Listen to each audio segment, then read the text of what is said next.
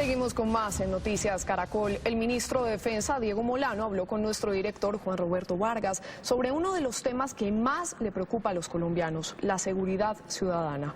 Molano advierte que la matriz de la violencia generada en las ciudades es el narcotráfico y asegura que muchos jóvenes son inducidos al microtráfico y a unirse a poderosas bandas delincuenciales.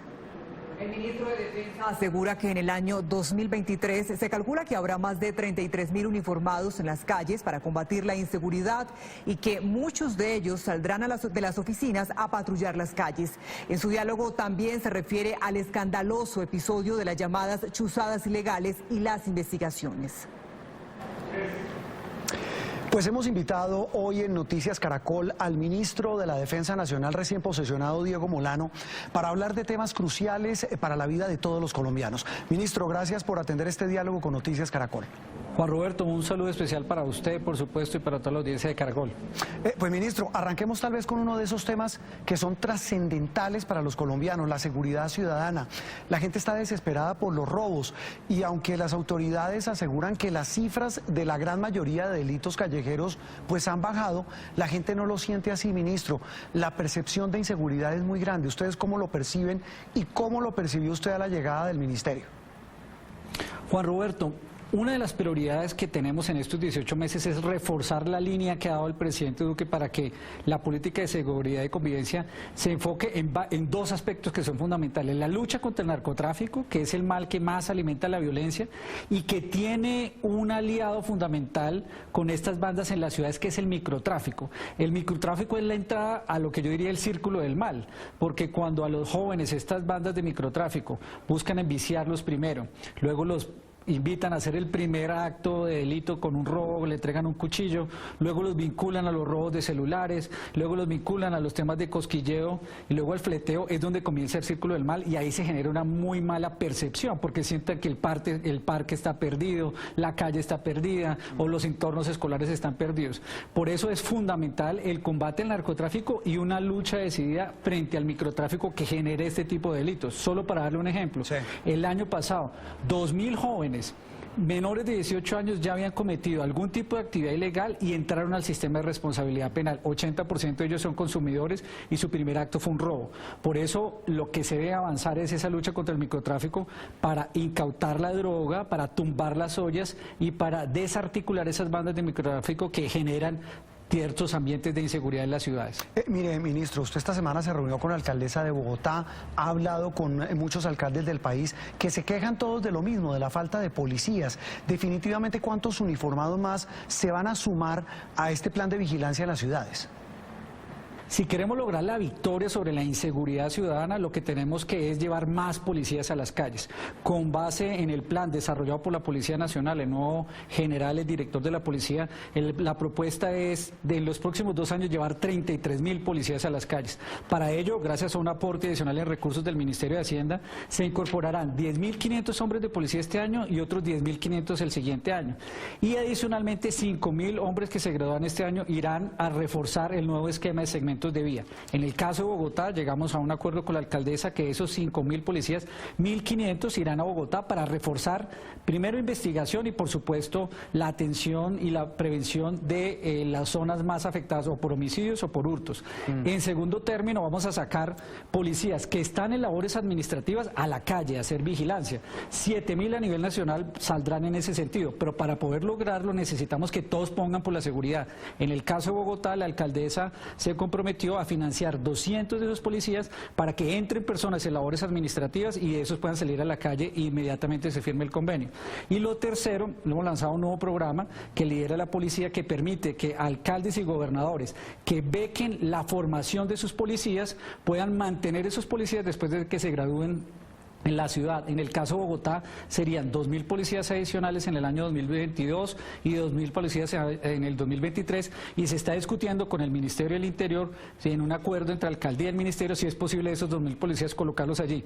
¿Qué significaría? Que de aquí al año 2023 habría 6.400 policías nuevos en Bogotá y a los que se sumarían finalmente una vinculación de auxiliares de policía, bachilleres, que hoy tenemos 15.000 posibilidades de lograr una incorporación de ellos. En el caso de Bogotá serían 4.000 este año. Sí, ministro, a propósito, digamos, de este tema de la incorporación y de la situación laboral de los policías, el tema es que la otra cara de la moneda es precisamente ese, que cuando uno habla con un policía en la calle, pues se quejan de que tienen unos turnos infames, de que están mal pagos, de que incluso duran años en el mismo rango. ¿Han pensado en algo para mejorar esas condiciones? Pues pensando particularmente después de las sentencias judiciales que hicieron que un grupo importante de policías pudieran podido retirar con anticipación y se disminuyó el número de pie de fuerza, es que este pie de fuerza por eso precisamente entre con para el desarrollo de su carrera con muy buena formación, con muy buen bienestar. Ministro, el otro flagelo grande en Colombia es el que tiene que ver con las bandas criminales y el narcotráfico. Usted mencionó el microtráfico en las ciudades. En el campo, el tema del narcotráfico es espantoso. Hay regiones de Colombia sitiadas, vimos lo de Buenaventura. Y lo más grave es que esas zonas tienen gran presencia de fuerza pública. Es decir, parece que más tropas no se traduce en más seguridad para la gente. El narcotráfico es el combustible que alimenta la violencia y hay 5 grupos que son los que buscan generar desestabilización y subyugar unas regiones colombianas. Son el ELN, las disidencias de las FARC, el Clan del Golfo, los Caparros y por supuesto la narcotalia. Esos son grupos narcocriminales que buscan utilizar rentas criminales o de narcotráfico, de minería ilegal, y esas disputas entre ellos por ese control territorial generan ese tipo de violencia. Son ellos los que asesinan líderes sociales, son ellos los que generan los homicidios colectivos. Pero la presencia de la fuerza pública es vital, por eso hoy se desarrollan operaciones conjuntas como por ejemplo Agamenón allí en el Urabá, en el sur de Cauca, en el sur de Córdoba y en la parte antioqueña donde ellos están hoy desarrollando actividades con el Clan del Golfo. Esas operaciones conjuntas pues buscan desmantelarlos y se ha avanzado. De hecho, 5.000 de esos miembros de esas organizaciones han sido neutralizados desde que inició la administración del presidente Duque. Cabecillas han sido dados de baja solo este fin de semana. Ministro, ¿ya tienen previsto cuándo va a empezar la fumigación de cultivos ilícitos? El narcotráfico se alimenta de que haya una extensión más amplia de áreas de coca. Las áreas de coca toca reducirlas, toca disminuir todo el eslabón de la cadena de ese negocio que alimenta la violencia. Lo primero que hay que hacer es reducir las hectáreas de coca y por eso el gobierno está enfocado en varias acciones simultáneamente para reducir esas hectáreas de coca. Primero, la erradicación manual, que son 130.000 hectáreas de meta este año. Por supuesto, el desarrollo alternativo. Pero allí donde haya que utilizar aspersión con precisión, con todos los requisitos que estableció la Corte, lo vamos a utilizar. Hoy se está surtiendo el procedimiento que ha señalado la Corte para cumplir con los 6 requisitos que señala. Inmediatamente se termine de hacer ese proceso, que debería ser a finales de marzo, iniciará la aspersión con precisión en los puntos que han sido señalados para tal efecto. Ministro, usted habla de la erradicación manual. A propósito de ese tema, pues aquí en Noticias Caracol lo registramos hace algunos días, lo que denuncian campesinos de al menos 6 regiones de Colombia, porque no son 2 o 3 campesinos, es que se inflan las cifras de la erradicación manual. ¿Han logrado establecer eso? ¿Qué ha podido establecer usted sobre ese tema? Recientemente llegué a este cargo y hicimos un empalme para mirar cómo ha ido el proceso de erradicación, el cumplimiento de las metas. La información que yo tengo es que ese informe se hizo en julio del año pasado. De julio del año pasado a hoy se tomaron 10 acciones por parte de la policía para mejorar las cifras que se estaban reportando. Lo primero es que hoy se está reportando desde los puntos donde está haciendo la erradicación con una oficial especial, con el GPS que va directamente a alimentar el punto donde está haciendo la erradicación. Segundo, esas personas están siendo entrenadas por el sistema de las Naciones Unidas, la Oficina contra las Drogas y el Delito, para garantizar que la información se suba adecuadamente. Tercero, se está corroborando con el sistema CIMA de la policía, de modo que no solo se reporte lo que sale en los GPS, sino que haya un contraste, de modo que cuando vaya a hacerse las evaluaciones, o por parte de Naciones Unidas, o en el caso de mediciones de otros países, pueda verificarse que esa información esté. Se han tomado medidas para cada vez tener mejor precisión y mayor legitimidad en esas cifras, pero por supuesto aquí el esfuerzo que hizo nuestras fuerzas militares y policías de llegar a todos los rincones para erradicar fue inmenso y eso tiene que también ser valorado. Ministro, un tema también delicado. Hace más de un año se denunciaron rastreos, perfilamientos ilegales por parte del llamado Batallón de Ciberinteligencia del Ejército en Facatativá. La única investigación que ha avanzado en este tema es la de la Procuraduría, que usted me corrige, llamó a juicio a 13 militares, entre ellos 2 generales. En su momento, ministro, el presidente de la República se comprometió a indagar al fondo, hasta el fondo, este tema y realmente no ha pasado nada. ¿Cuándo va a saber el país la verdad sobre este tema tan delicado de los perfilamientos? Pues, Juan Roberto, en este momento está en el proceso de empalme, ese es uno de los temas que ha sido presentado. Lo que tengo entendido yo por la información inicial que me han dado es que las investigaciones están en curso, que corresponde ya a las autoridades, porque fue puesta en conocimiento directamente por las fuerzas en estos casos particulares, y ya depende de un proceso judicial que se está dando. Ministro, ¿han logrado en ese empalme, en esa primera información que le dieron, establecer quién ordenó esos perfilamientos o para qué los hacían?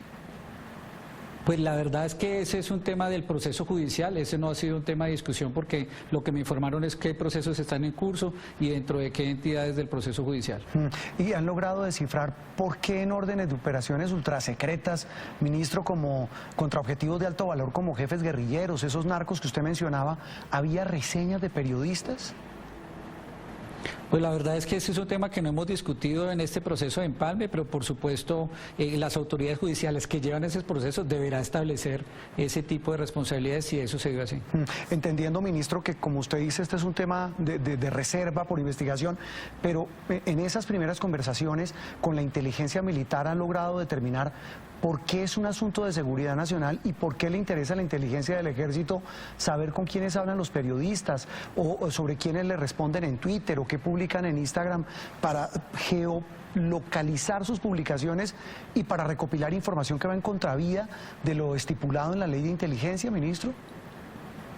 Lo que hemos tenido en la reunión de empalme y cuando se ha hablado de los temas de inteligencia, por supuesto, son los procesos de inteligencia que deben llevarse y siempre son procedimientos que deben ser apegados a la ley y precisamente cumpliendo con esa ley de inteligencia y son los procedimientos que llevan a tener información para poder hacer seguimiento y identificación de estos bandidos que son los que están detrás de todos estos grupos narcocriminales y a eso están enfocados hasta el momento, por supuesto, todas las operaciones que hemos revisado, pero por supuesto es información de inteligencia dedicada a cómo realmente dar de baja o neutralizar a estos cabecillas o del ELN o de la narcotalia o del Clan del Golfo. Sí, a propósito de eso, ministro, ¿han establecido mecanismos nuevos o han implementado nuevas medidas en las fuerzas militares para evitar eso, que la inteligencia del Estado y los recursos para combatir el crimen terminen siendo usados para espiar periodistas, defensores de derechos humanos, gente a la que el Ejército está obligado a proteger?